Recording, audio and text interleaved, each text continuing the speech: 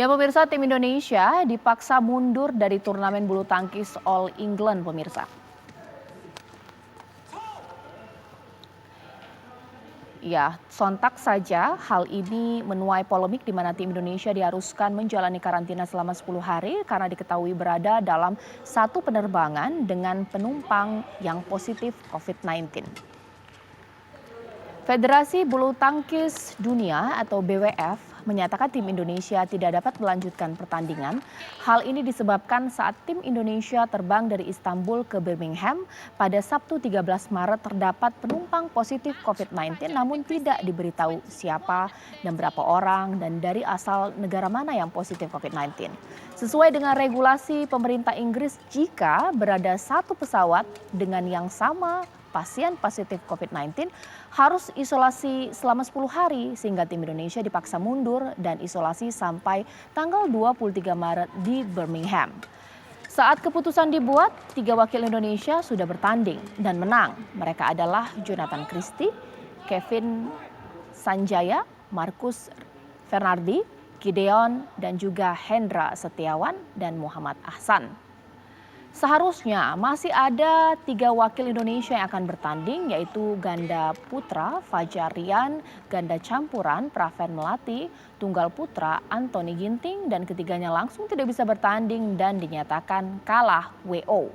Lalu masih adakah peluang Indonesia untuk dapat bertanding di ajang All England? Apakah mungkin memang keputusan ini sudah final untuk Indonesia?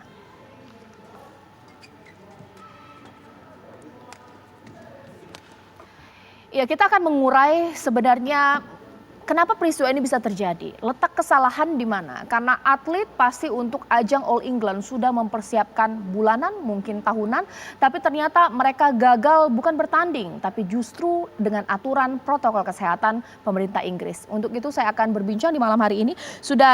Sudah hadir di sini Mas Raja Sapta Oktohari. Selamat malam Mas. Kita nanti akan berbincang mengenai ini sebenarnya aturan seperti ini apakah memang baru ataukah memang sudah wajar dilakukan di tengah pandemi. Mas Raja Sapta Oktohari, Ketua Umum Komite Olimpiade Indonesia. Sementara itu saya juga akan berusaha menghubungi narasumber saya yang lain. Saya akan berbincang nanti dengan Sesmenpora Gatot Dewa Broto, Pak Gatot Dewa Broto. Selamat malam Pak. Baik, tapi ternyata yang sudah tersambung Pak Broto Happy, Ketua Humas Media PBSI. Selamat malam Pak Broto. Ya, selamat malam. Salam sehat selalu. Sekarang saya ingin ke Pak Broto dulu. Pak Broto, sebenarnya ini pertanyaan yang klasik dari masyarakat Indonesia. Kenapa hal ini bisa terjadi? Kenapa tidak datang 2 minggu sebelum mereka bertanding sehingga hal seperti ini bisa diantisipasi? Karena untuk pertandingan lainnya, atlet-atlet lainnya pernah melakukan ini dan mungkin tidak akan terjadi yang seperti ini. Apakah memang ada aturan seperti itu atau mungkin dengan percaya dirinya datang saja menjelang pertandingan? Seperti apa Pak Broto? Ya, terima kasih atas waktunya. Memang turnamen All England berbeda dengan turnamen-turnamen sebelumnya. Kita tahu bahwa di awal tahun sebenarnya BWF sudah menggelar 3 turnamen secara beruntun secara bubble ketika itu berlangsung di Thailand. Dan ternyata memang saat itu tidak ada masalah. Pemain Indonesia mengikuti protokol kesehatan mulai dari tes usap di Jakarta, kemudian ketika mendarat di Bangkok, kemudian tiap 3 atau 4 hari menjalani tes PCR juga tidak masalah, kemudian juga ikut bertanding gitu loh. Jadi ya sebetulnya ada sesuatu yang mungkin ada yang missing link antara panitia di BWF sana juga termasuk dengan panitia atau mungkin tuan rumah Inggris sehingga tidak memberikan informasi yang yang lebih lengkap lagi lah dibanding dengan turnamen yang ada di Bangkok. Karena turnamen di Bangkok masih sudah berlangsung 3 minggu, pemain-pemain Indonesia tidak ada masalah. Mereka bisa mengikuti protokol kesehatan dengan baik dan juga bertanding dengan nyaman gitu loh. Dan ini anehnya kenapa di All England justru malah turnamen yang begitu penting bagi Indonesia, malah justru terjadi kasus yang memalukan yang mungkin termasuk sangat mengecewakan bagi para pemain Indonesia juga para pecinta sepak bola nasional. Ini mungkin dalam sebuah saya bilang ini sebuah mungkin tragedi lah bagi bulu tangkis Indonesia karena sepanjang sejarah keikutsertaan Indonesia di panggung All England baru kali inilah ada pemain-pemain Indonesia yang sudah mempersiapkan diri secara panjang Justru ketika di hari H malah justru tidak bisa bertanding karena ada masalah protokol kesehatan. Baik, Mas Oto, kalau misalnya melihat di sini, sebenarnya letak kesalahannya apakah memang BWF tidak beradaptasi dengan peraturan di negara tersebut, yakni Inggris, karena memang kondisinya adalah pandemi, atau bagaimana?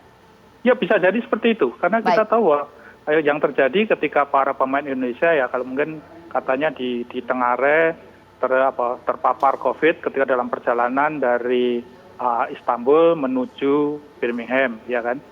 Gara-gara di dalam pesawat itu ada salah satu penumpang yang terpapar COVID-19, akhirnya karena sesuai regulasi pemerintah Inggris akhirnya harus masuk karantina Baik. selama 10 hari. Namun dalam penerbangan yang sama itu kan juga ada pemain atau tim kecil dari Turki, tapi pemain Turki justru dari awal malah mereka tidak mendapat perlakuan yang sama, dan harusnya juga dilarang. Meskipun baru sore tadi lah ada pengumuman bahwa pemain Turki itu akhirnya memang mendapat WO lah. Oke, sekarang saya ke Mas Raja Sapta. Sebenarnya ada yang salah tidak sih dengan keputusan yang diambil oleh BWF, mereka yang tidak mempersiapkan peraturan dengan antisipasi ada aturan khusus di negara tersebut, protokol kesehatan, atau bagaimana? Ya kalau saya sih lihatnya pasti ada yang salah gitu ya. Karena gini, karena kita Indonesia pasti sangat dirugikan. Satu tim tiba-tiba dipaksa mundur. Beritanya nggak enak, dipaksa mundur gitu. Padahal tim kita di tengah bertanding. Dan kalau dilihat, tim kita pertama mereka sudah vaksin. Kedua, mereka sudah tes PCR sebelum berangkat. Ketiga, waktu landing juga sudah dites PCR. Di hotel juga. Dan sudah di hotel, setelah itu sudah bertanding. Tiba-tiba didapat informasi bahwa di pesawatnya ada yang katanya quote unquote itu positif, sehingga satu tim harus karantina 10 hari. Terus terang kalau saya pribadi saya baru pertama kali dengar tuh. Kalau di pesawat ada yang positif, satu pesawat dikarantina 10 hari, itu saya baru dengar gitu. Nah, saya melihat ini kita nggak mau membiarkan ini karena sikapnya Komite Olimpiade Indonesia cukup tegas bahwa kita akan membawa ini semaksimal mungkin agar tidak menjadi presiden. Bahwa kita akan secara resmi memberikan surat baik itu ke BWF maupun ke semua stakeholder yang terkait, karena ke depan ini kita sedang akan masuk ke momentum Olimpiade. Jangan sampai situasi-situasi ini pada saat nanti kualifikasi Olimpiade yang lain ini jadi presiden gitu.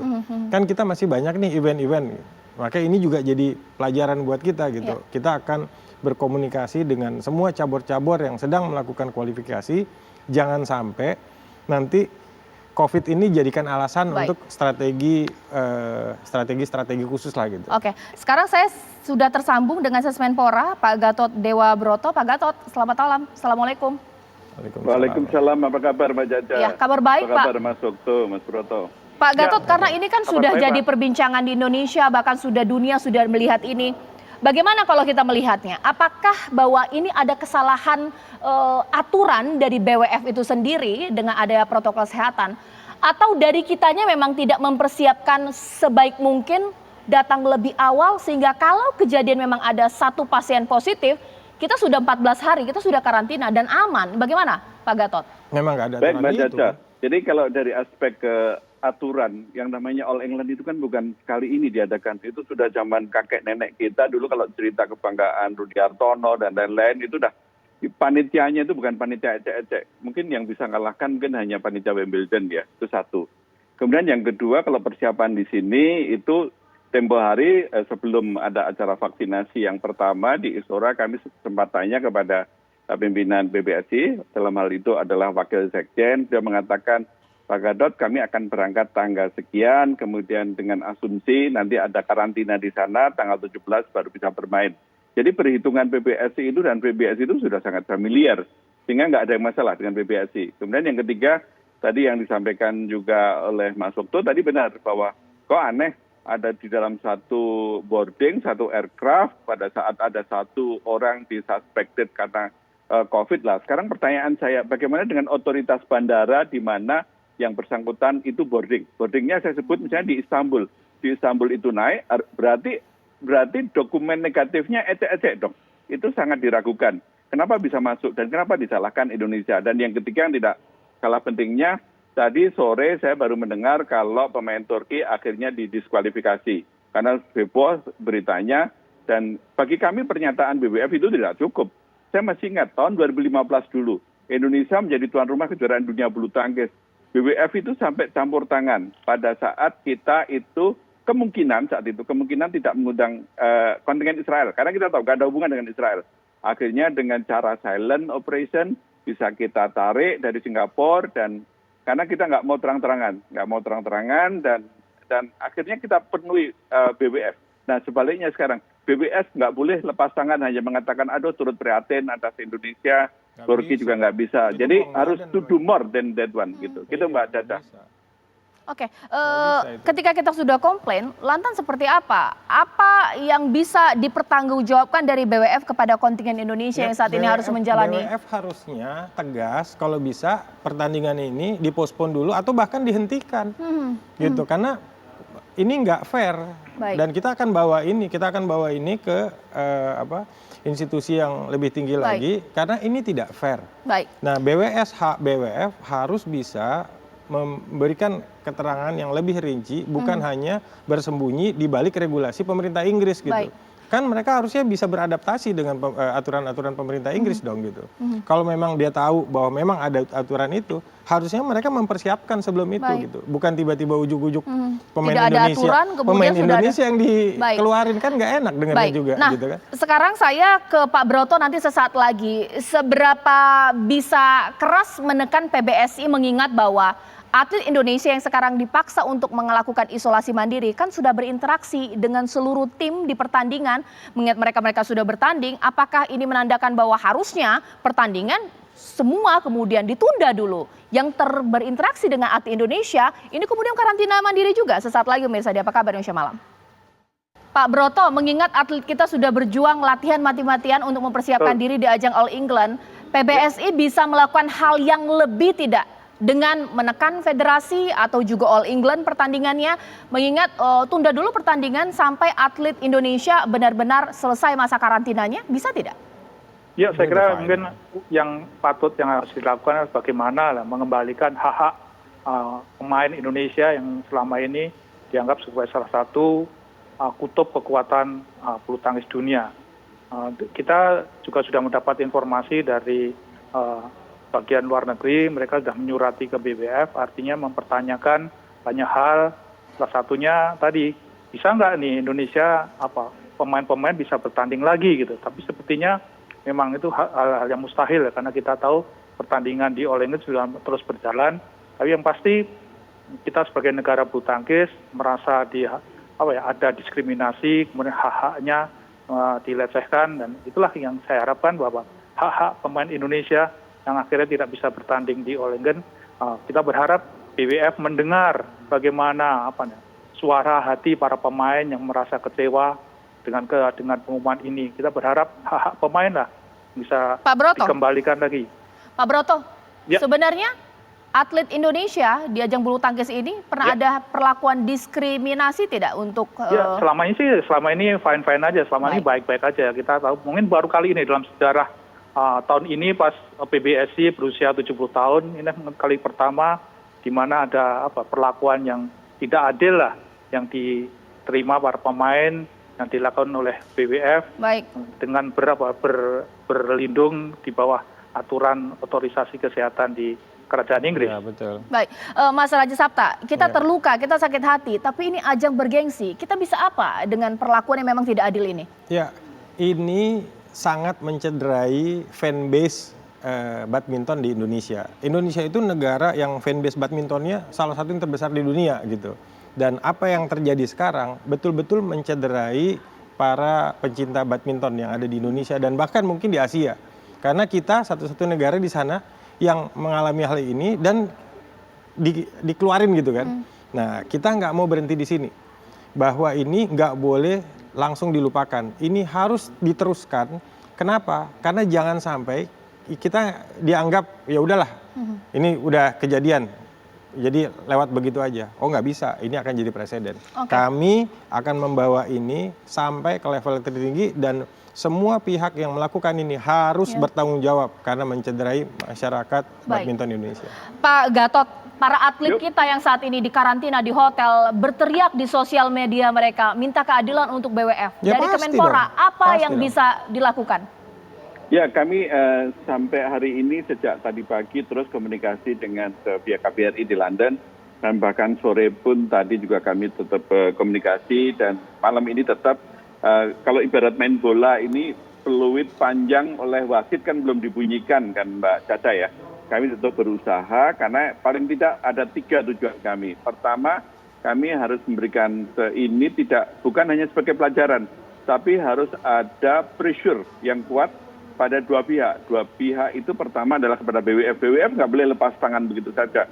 Karena tadi ada sebuah pemberitaan di sebuah media online asing, dia mengatakan itu sebetulnya tanggung jawab local authority di Birmingham. Nggak bisa. Itu satu. Kemudian sebaliknya kepada NHS juga mengatakan itu tanggung jawab BWF. Itu juga tidak bisa. Iya, nggak bisa dalam kondisi kayak gini mereka hanya diam saja. Kemudian target kami yang kedua adalah kami dalam konteks ini masih ada waktu karena ada tiga hal yang menjadi target dari Pak Dubes tadi. Pertama, jangan sampai ada unfairness. Kedua, harus transparan. Kan lazimnya sebuah pertandingan itu hampir setiap hari kan ada CDM meeting. Ini kami dengar tadi dari Mbak Velia di acara sebelum ini mengatakan mereka serba kekeh. Nah kalau kekeh ngapain All England itu diundang dan kita jauh-jauh hanya dipermalukan. Nah target yang ketiga disampaikan Pak Dubes tadi ya sedapat mungkin harus itu di reschedule ulang. Gitu Mbak Caca. Oke, Pak Broto. Siap. Karena saat ini para pecinta olahraga bulu tangkis juga begitu kecewa, sehingga paling ekstrim mereka mengatakan kalau sudah diperlakukan begitu tidak adil, boykot saja BWF All England. Ini bagaimana kemudian respon dari Pak Broto?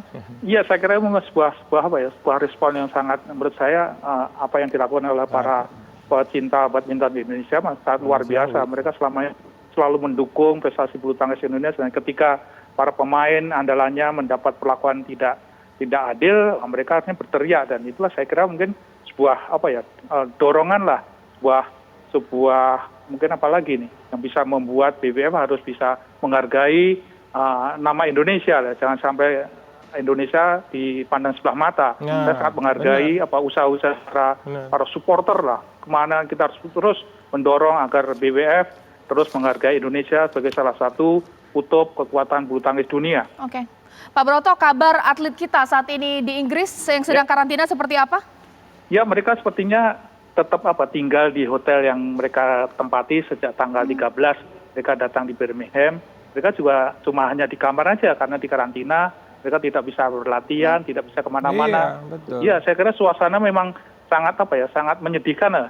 Pemain yang biasanya tiap pagi selesai sarapan bisa berlatih, bisa ceria atau kemudian bertanding, saat ini mereka hanya tinggal di kamar dan di kamar. Gitu. Baik, terima kasih Pak Broto, terima kasih Pak Gatot. Komite Olimpiade tidak tinggal diam, akan kemudian mengusut tuntas begitu Mas Raja Sabta? Ini nggak akan selesai sampai di sini, karena kita mau memastikan ini akan kita teruskan sampai ke level yang paling tinggi. Karena ini nggak boleh dianggap sebelah mata. Ini sebuah tragedi yang terjadi dan harus ada yang bisa tanggung jawab. Karena itu Indonesia mungkin bentuk dukungan kita dan cinta kita kepada atlet yang saat ini tetap kita harus apresiasi. Mereka telah berjuang maksimal yang ada di Inggris. 10 hari untuk atlet nggak latihan itu hukuman itu. Baik, terima kasih Mas Raja Sabta, terima kasih dari narasumber saya yang lain. Ini menjadi akhir Apa Kabar Indonesia Malam. Tetap patuhi protokol kesehatan, sampai jumpa.